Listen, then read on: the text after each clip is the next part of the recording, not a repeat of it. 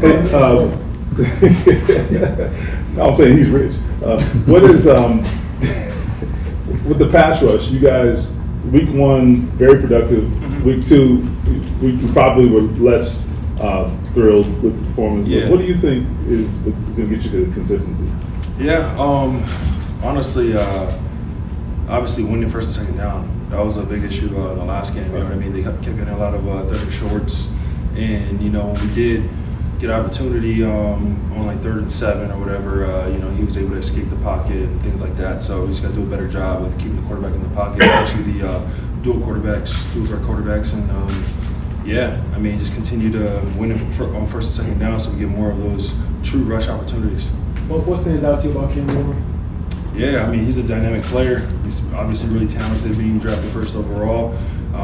You saw that crazy throw he made last week, throwing across his body. And usually the ball is, when a quarterback's throwing across body, it's kind of up in the air for a while. And he had some zip behind it, so he's got a good arm. And he's going to be a really good, talented player, for years to come. Look, is it even remotely possible to have a letdown after the 2-0 start?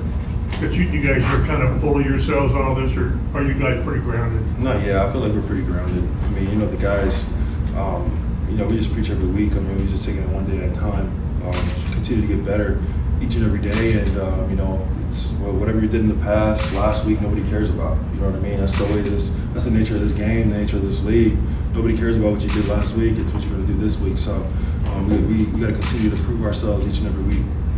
Well, do you think spirit is a skill? And I mean this because Cam Bynum, they keep saying like, oh, he never has a bad day, which is kind of cliche, but his ability to be so joyful about the game of football, how contagious is that, and how impressive is that when the game is hard and football can be unforgiving at times? No, definitely. I mean, just like you said, the spirit is the energy, the love for the game, and just the joy that he plays with each and every day. Put a smile on his face every day. It is contagious. You know what I mean? And to have that positive outlook each and every day, I mean, positive things happen to you. I feel like, I truly believe in stuff like that. And, he's been able to have that positive energy, and the ball continues to find him, obviously. You know what I mean? 2 weeks in a row with a pick.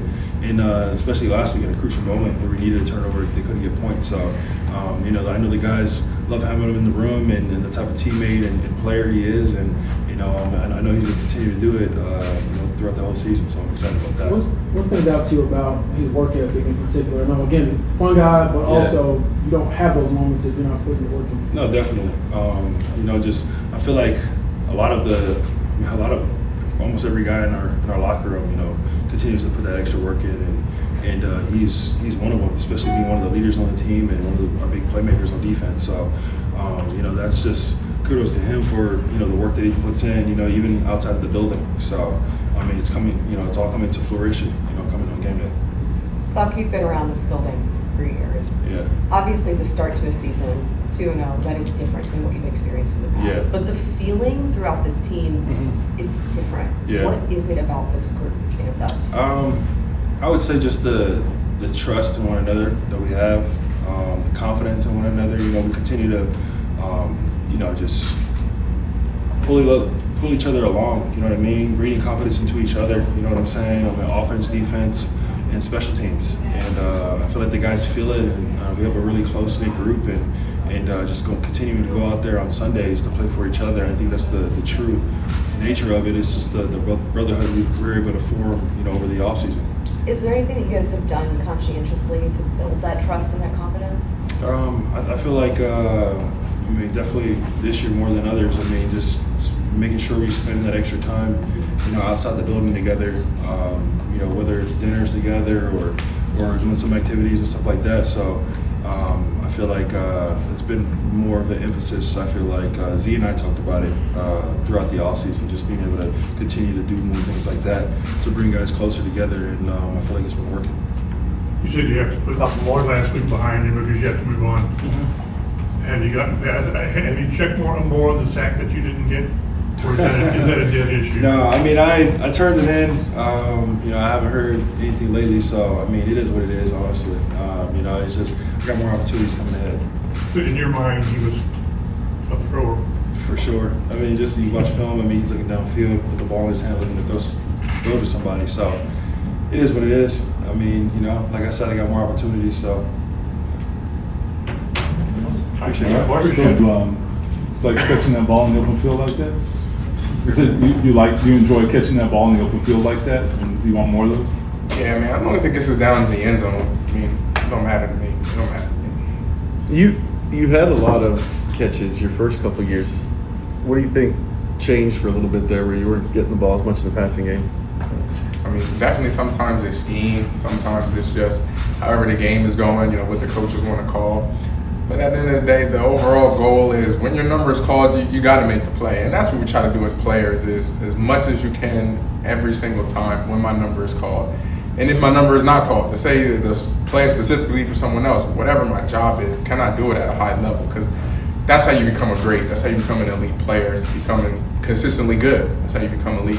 It has to be nice to get the ball though with that much space around you as opposed to, you know, going through the line every time. Definitely, you know, when you're starting from back there, you got to go through everybody. But that's also a nice challenge, especially being a running back, is being able to get through everybody with the help of your teammates. But when you can get the ball in space, it allows you to put a little bit of your athleticism, you know, kind of on display early rather than later on in a play. JT, what has stood out to you about Tyler Warner, his ability to open things up for the rest of you all? I feel like it's also kind of vice versa, where you all do the same for him, but how does he kind of enhance the offense? I think just him being a little savvy, just kind of knowing how to when to be under control, when to find and settle down in those open spaces. You know, a lot of times, not only tight ends, but just rookies in general. You're in the NFL first year, you want to go full speed, you want to play fast, you want to play aggressive. And the tough part is finding, like, okay, well, obviously, I see a void here in the zone. Let me just throttle down a little bit. So just having that knack of knowing when to turn on the gas, when to turn it off, finding those open spots, like a veteran player, is very encouraging to see from him this early. How efficient you guys were sometimes at Wisconsin. Have you been with an offense that's not punted 2 games in a row? No, that's not won 2 games in a row. 2 games in a row, you've not punted. Punted. Oh, no, I think we punted in Wisconsin. Maybe there might have been 1 game we didn't punt at Wisconsin, but 2 games in a row is insane. Like any level, 2 games in a row is insane. But I think that's just a testament of the work that we've put in, but also the consistency, because you have to be consistent. You know, you can go out there and have 1 good drive, and then the next drive you go 3 and out. So being at a high level of focus every single drive, I think is something that we've been able to put on display. And of course, you know, we're going to try to continue that, because if you don't see Rigo out there, then obviously things are going well.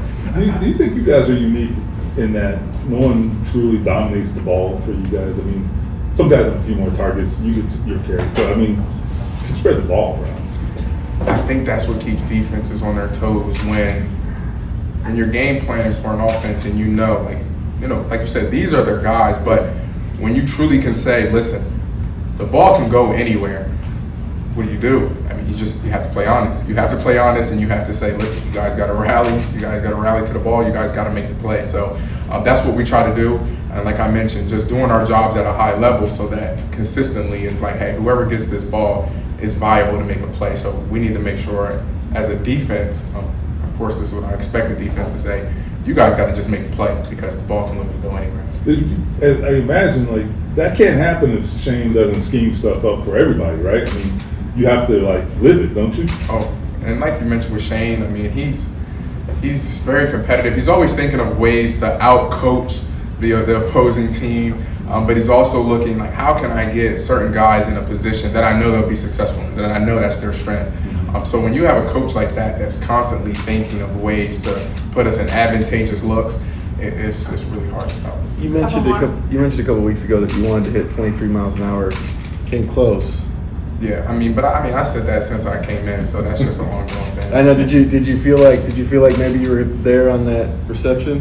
No, every run you break out, you're thinking if you did it or not. Like I said, since my rookie year, ever since Isaac Garindo, I told you guys when I first came in, Isaac Garindo, he's a person who I've seen hit that consistently. So shout out to Isaac. But it's just a work in progress. JT, how has your relationship with Zaire evolved over the years?